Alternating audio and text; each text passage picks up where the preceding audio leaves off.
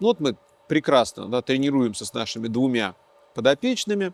У одного нагрузка постепенно растет. А видите, ЧСС вышла фактически на желаемый уровень, и тренировка так и будет продолжаться дальше. Но у меня рабочих мест больше, и у меня в листе ожидания есть еще один пациент, которому мы сейчас наложим электроды и, соответственно, также его потренируем. Так, кардиорегистратор я закреплю на поясе, специальные защелочки.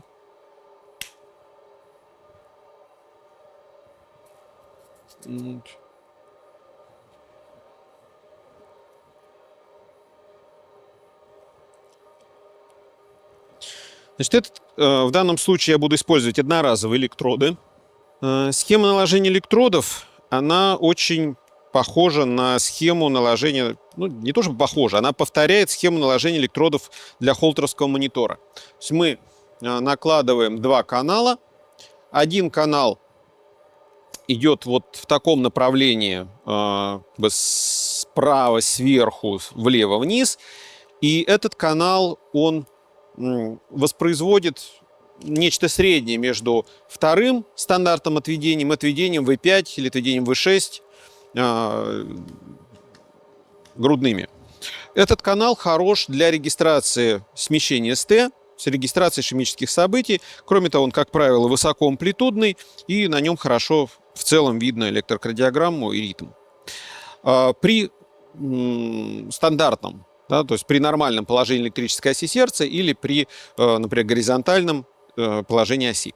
Если же ось расположена вертикально, вправо, и мы хотим или мы хотим уточнить генез нарушений ритма, у нас есть второй канал, который мы накладываем, ну, не перпендикулярно, но под достаточно серьезным углом к первому.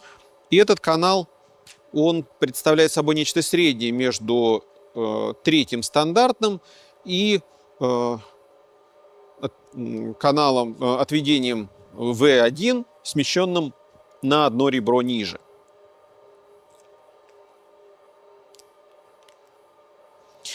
И последний электрод — это земля, которую мы наклеиваем куда-нибудь в подреберье. Так, итак, я включаю кардиорегистратор. Загорелся зелененький огонечек. То есть наш пациент готов к тому, чтобы встать на дорожку. В данном случае он будет тренироваться на тредмил. Прошу, проходите на тредмил. Вот на этот. Можно обойти вот здесь. Вот. То есть здесь уже больше ничего накладывать я не буду. Когда дорожка поедет, нужно будет по ней просто идти. Мы в реальных условиях, пациенты у нас не бегают. Да, то есть в процессе реабилитации пациенты ходят. Теперь я должен в программе в рабочих местах использовать рабочее место номер 1 еще. Вот оно у меня появилось на экране. Я туда добавляю пациента. Вот у меня реабилитируемый номер 3. Я ему выбираю шаблон тренировки. Я могу выбрать специальный шаблон для беговой дорожки. Видите, он мне показывает. А могу выбрать универсальный шаблон, тоже с контролем ЧСС. Например, пусть будет контроль ЧСС 90%. Теперь я запускаю уже отдельно данного пациента. В процессе запуска регистратора может немножко приостановиться на какие-то секунды запись с остальных, но тем не менее это небольшой такой технический момент. На миниатюрах я продолжаю видеть моих двух остальных пациентов, да, могу контролировать, как идет у них тренировка. Здесь у меня выровнялась частота сердечных сокращений, и уже нормальный пошел сигнал с регистратора КР2. Но здесь два всего канала, два отведения. Я могу в миниатюре переключиться на то отведение, которое видно лучше. Это вот канал То, что я говорил, это канал CM5, это вот тот, что похож на гибрид отведения второго и V6. Теперь я могу также стартовать тренировку. Здесь также запишется 30 секунд исходно. И потом будем тренироваться.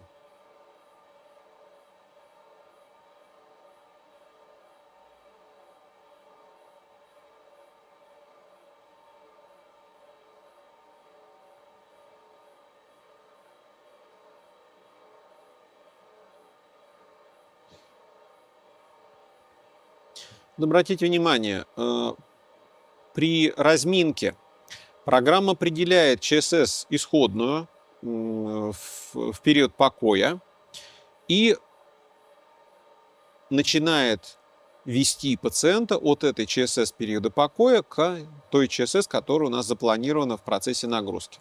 То есть пока сейчас у нас пациент стоит, на самом деле, да, дорожка еще не поехала, потому что 0,1 км в час не на всех дорожках поддерживается.